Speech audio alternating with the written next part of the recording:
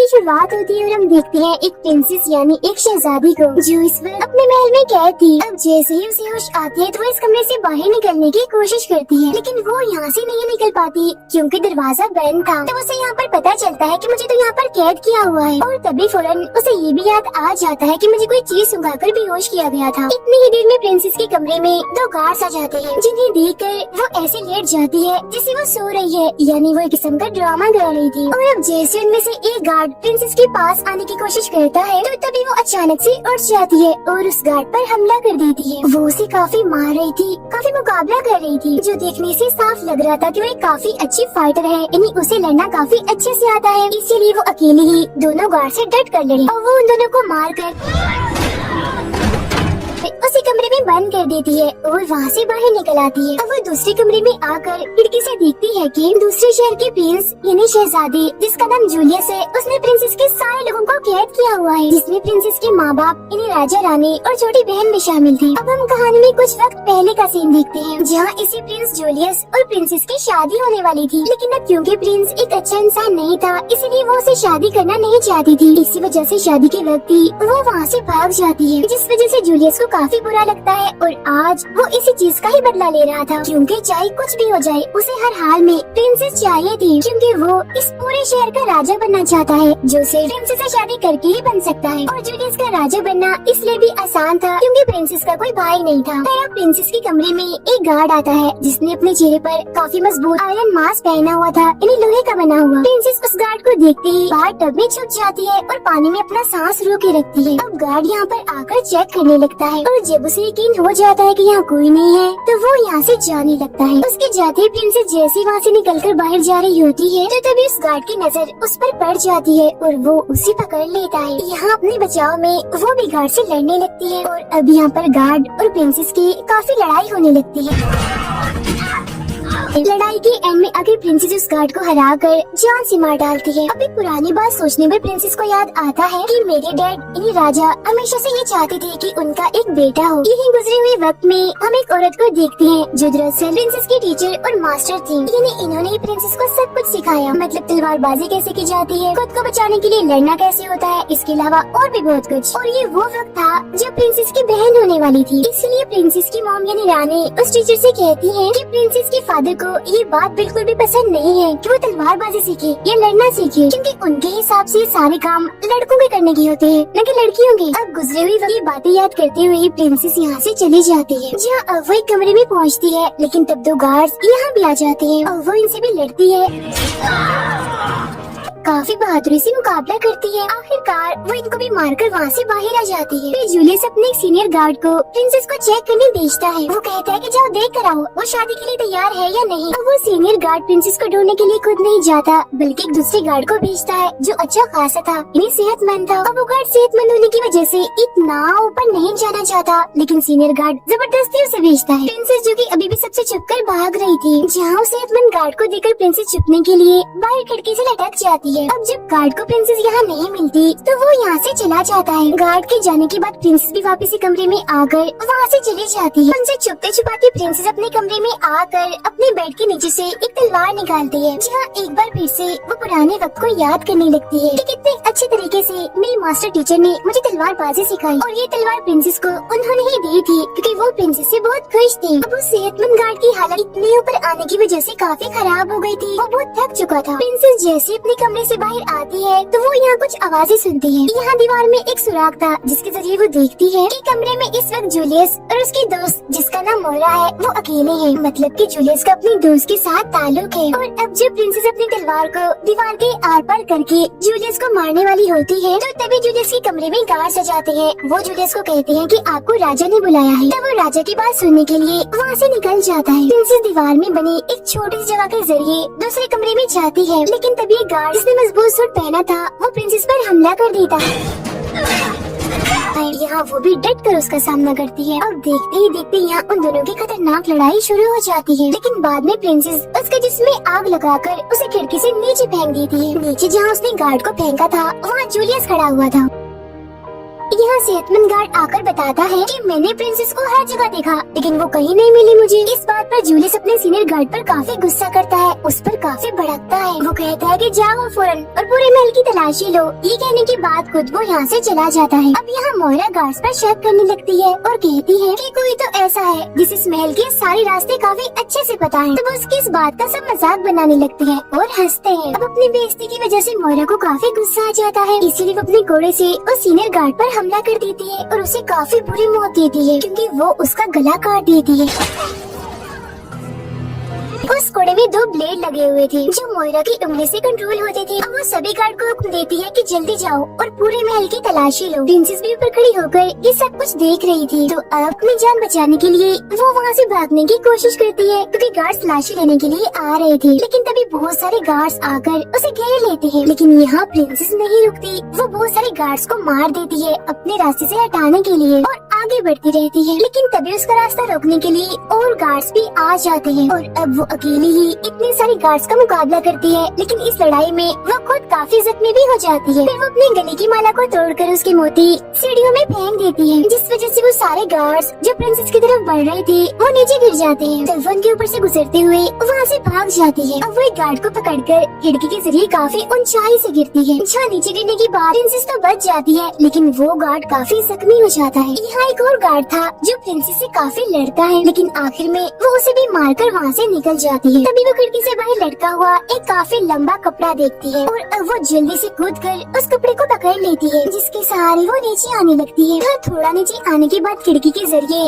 एक कमरे में आ जाती है। वो काफी जख्मी हो गई थी। तभी वो दुखी होते हुए अपनी पट्टी करती है और गुजरे हुए पुराने वक्त को याद करने लगती है, जहाँ अब हम देखते हैं कि प्रिंसेस के डैड उसकी शादी उसकी मर्जी के खिलाफ जूलियस से ही करने वाले थे। तब इस वजह से अपने डैड से कहती है कि जूलियस मुझे बिल्कुल भी पसंद नहीं है, मैं उससे शादी करना नहीं चाहती और मेरा शौक तो एक फाइटर बनने का है। उसकी इस बात से राजा काफी गुस्सा होते हैं और कहते हैं कि ये मत भूले कि आप एक लड़की हैं और ये चीज आपके लिए बिल्कुल अच्छी नहीं कि आप लड़ाई या तलवारबाजी सीखें। और सुन ले कान खोलकर, मैं आपकी शादी जूलियस से ही करूँगा, वो ही शहर का राजा बनेगा। एक बात और, बेशक आप मेरी बेटी है, लेकिन मुझे आपसे ये उम्मीद नहीं थी कि आप मुझे ऐसे जवाब दें। बहुत खुदगर्ज हैं आप। ये सुनकर प्रिंसेस को बहुत दुख होता है। मौजूदा वक्त में जब अपनी पट्टी कर रही होती है तो तभी अचानक से उसके कमरे में कोई आ जाता है, जिसकी आवाज सुनते ही वो फौरन होशियार हो जाती है और उस पर हमला कर देती है। लेकिन तभी वो देखती है कि वो कोई गार्ड नहीं बल्कि उसकी मास्टर टीचर है और वो उन्हें यहाँ पर पाकर काफी खुश हो जाती है। लेकिन क्योंकि उसे काफी चोटें लगी थी, इस वजह से वो जमीन पर गिर जाती है। लेकिन फिर तभी वो अपने टीचर से पूछती है कि आप यहाँ पर क्या कर रही हैं? इस पर वो प्रिंसेस से कहती है कि मैं तो आपको ढूंढते हुए यहाँ आई हूँ। फिर वो प्रिंसेस को उठाकर बेड पर बिठाती है और उनके जख्मों पर मरहम लगाती है। यहाँ प्रिंसेस अपने टीचर से पूछती है कि सब कुछ यहाँ पर कैसे हुआ,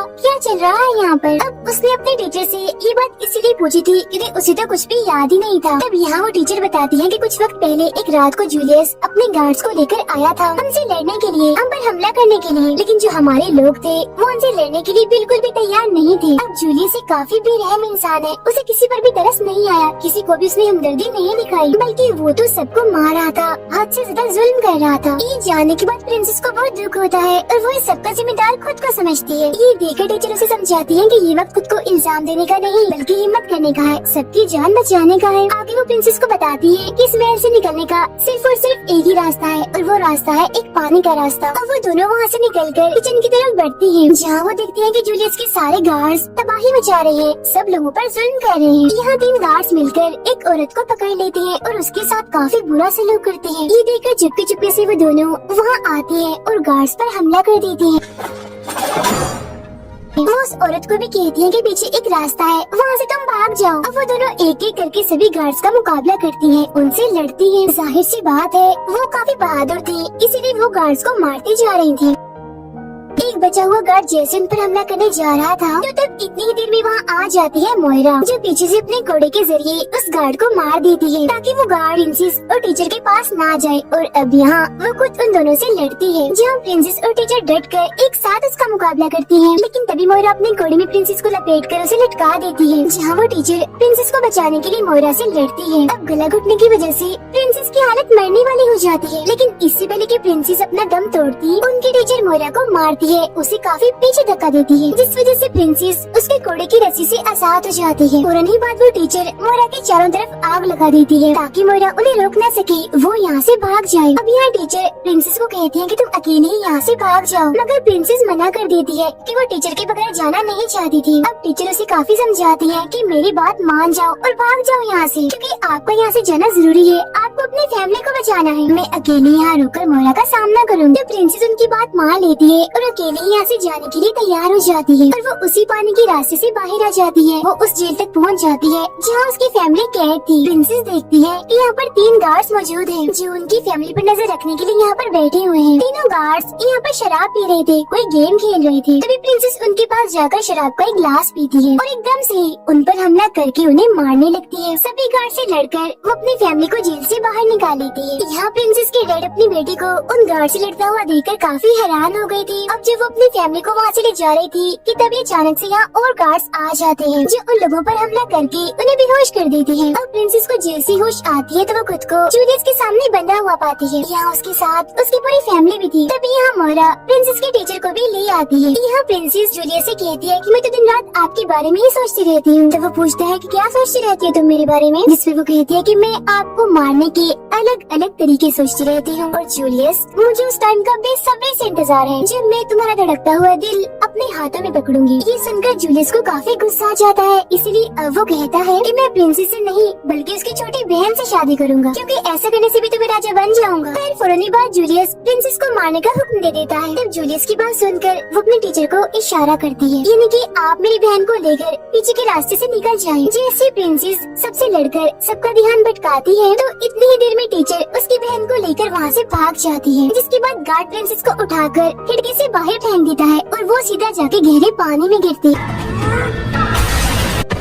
पानी में जाते ही कुछ देर के लिए वो बेहोश हो जाती है, लेकिन फौरन बाद वो होश में आ जाती है और याद करती है कि अभी मैंने अपनी फैमिली को बचाना है, उनके लिए लड़ना है और तो और अपने पूरे शहर को बचाना है। ये बातें याद आती है अपने हाथ में बनी हुई रस्सी को पानी में ही पड़े कांच के टुकड़े से काट लेती है। ऐसा करते ही वो पानी से बाहर आ जाती है। अब जूलियस प्रिंसेस के माँ बाप को बेड़ियों में बंद करके एक चर्च में लाता है जहाँ पहले से बहुत सारे लोग मौजूद थे। दरअसल वो यहाँ पर प्रिंसेस की छोटी बहन से शादी करने के लिए आया था। यहाँ आते ही फौरन वो प्रिंसेस की बहन को ढूंढने का हुक्म दे देता है और प्रिंसेस वापस से महल आ जाती है जहाँ सामने से गार्ड उस पर हमला करने के लिए आता है। लेकिन तभी हम देखते हैं कि प्रिंसेस की छोटी बहन वहीं पर मौजूद एक स्टैचू के पीछे छुपी हुई है और अब जैसे गार्ड उस स्टैचू के सामने आता है तो वो उसे गार्ड पर फेंक देती है, जिस वजह से उसकी मौत हो जाती है। तब इतनी ही देर में वो टीचर भी यहाँ पर आ जाती है, जिन्हें देखकर प्रिंसेस काफी खुश हो जाती है। लेकिन वो इस बात से दुखी थी कि काश अगर मैंने जूलियस से शादी कर ली होती तो आज मुझे ये दिन न देखना पड़ता। तीनों यहाँ से चली जाती है। प्रिंसेस और उनके टीचर छोटी बहन को ऐसी जगह पर लाती हैं जहाँ पर बहुत सारे हथियार पड़े हुए थे जो जंग के टाइम काम आती थी। प्रिंसेस और टीचर जंग वाले कपड़े पहनकर बिल्कुल तैयार हो जाती है, क्योंकि प्रिंसेस की बहन को भी उन कपड़ों का शौक था, इसीलिए वो भी अब अच्छे से तैयार हो जाती है। अब वो दोनों प्रिंसेस की बहन को यहीं पर रुकने का कहकर वहाँ से चली जाती है। जूलियस के गार्ड्स उसकी बहन को ढूंढ रहे थे, जबकि वो दोनों बाहर आकर सबसे लड़ रही थी, यानी प्रिंसेस और टीचर।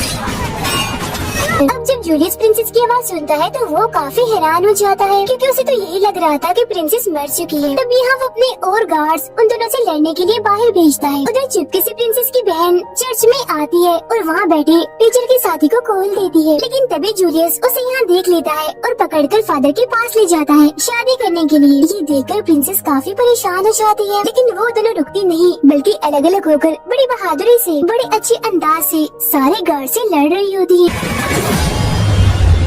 कुछ गार्ड्स को मारने के बाद वो टीचर अंदर जाने लगती है, लेकिन मोइरा उनका रास्ता रोकने के लिए कुछ गार्ड के साथ वहाँ खड़ी हो जाती है, लेकिन टीचर उनसे काफी लड़ती है। तभी यहाँ टीचर के साथी भी लड़ने के लिए पहुँच जाते हैं। अंदर चर्च में भी सभी लोग आपस में ही लड़ रहे थे, जहाँ प्रिंसेस भी अंदर जाने की कोशिश करने लगती है। लेकिन तभी यहाँ पर मोइरा आ जाती है, जो प्रिंसेस को रोकने के लिए उसे अपने घोड़े से डराने की कोशिश करती है। चर्च में जूलियस राजा पर हमला कर देता है। तब ये देखकर टीचर उन्हें बचाती है और खुद जूलियस से लड़ने लगती है, जबकि बाहर प्रिंसेस और मोइरा में भी काफी खतरनाक लड़ाई चल रही होती है, जहाँ कभी मोयरा प्रिंसेस पर भारी पड़ रही थी तो कभी प्रिंसेस मोयरा पर। लेकिन बाद में प्रिंसेस मोयरा के गर्दन को कोड़े में लपेट कर उसे वहाँ लटका देती है। ये करने के बाद वो उस कोड़े को खींचती है, जिससे दम घुटने की वजह से मोयरा की मौत हो जाती है। उसे मारने के बाद प्रिंसेस अंदर जाती है और देखती है कि जूलियस ने उनके टीचर पर हमला कर दिया है। इस वजह से उसकी टीचर काफी जख्मी है। ये देखकर प्रिंसेस काफी दुखी हो जाती है। उसकी आंखों में आंसू आने लगते हैं, क्योंकि उसे लग रहा था कि उसकी टीचर जो जख्मी होकर वहाँ गिर गई है वो मर चुकी है। इतनी ही देर में टीचर का साथी यहाँ पर आकर उन्हें अपने साथ ले जाता है, जिसके बाद अब चर्च में सिर्फ जूलियस और प्रिंसेस ही बचते हैं और अब इनके बीच खतरनाक लड़ाई छिड़ जाती है। यहाँ वो प्रिंसेस की पहले वाली चोट पर हमला करता है, जिससे वो और जख्मी हो जाती है। काफी दर्द होने लगता है उसे और अब वो नहीं लड़ पाती। इसके फौरन बाद ये दोनों चर्च से बाहर सबके सामने आ जाते हैं, जहाँ प्रिंसेस अपने घुटने टेक कर जूलियस के सामने बैठी हुई थी। जूलियस ने भी अपनी तलवार को उसके गले पर रखा हुआ था। वो यहाँ पर सभी लोगों को बता रहा था कि अब से यहाँ का नया राजा मैं हूँ। लेकिन तभी यहाँ पर प्रिंसेस को अपने टीचर की बताई हुई एक बात याद आती है, जो वो उसे हमेशा करती थी कि लड़ाई के वक्त हमेशा बर्दाश्त रखे और अपना फोकस पूरा ध्यान लड़ाई पर ही रखे। और अब वो बिल्कुल ऐसे ही करती है। जहाँ प्रिंसेस को एकदम चुपचाप देखकर जैसे जूलियस का ध्यान उस पर से हटता है, तो तब वो जल्दी से जूलियस की हाथ से तलवार लेकर एक एक झटके में उसका सर काटकर जिस्म से अलग कर देती है। क्योंकि जूलियस ने अपने सर पर राजा का ताज पहना हुआ था, तो सर कटने की वजह से वो भी नीचे गिर जाता है। उस ताज को उठाकर प्रिंसेस अपने डैड राजा के पास जाती है। राजा अपना ताज पहनकर सबके सामने ये ऐलान करते हैं कि अब की बाद इस शहर का राजा कोई और नहीं बल्कि मेरी बेटी प्रिंसेस होगी। ये सुनकर वहाँ मौजूद सब लोग काफी खुश हो जाते हैं। तब प्रिंसेस अपने टीचर को वहाँ जिंदा देखकर काफी हैरान भी होती है और काफी खुश भी। इसीलिए उनके पास जाकर उनको गले से लगा लेती है। इसके बाद वो सेहतमंद गार्ड बाहर निकल कर आता है और प्रिंसेस को देखकर काफी खुश हो जाता है और कहता है, ओ प्रिंसेस तुम यहाँ पर हो, शुक्र है तुम मिल गई, मैंने तुम्हें कहाँ कहाँ नहीं ढूंढा। अब ये सीन काफी हंसने वाला था। उसकी ये बात सुनकर सब लोग काफी हंसने लगते हैं और उनकी खुशी के साथ ही ये शानदार फिल्म यहीं पर खत्म हो जाती है।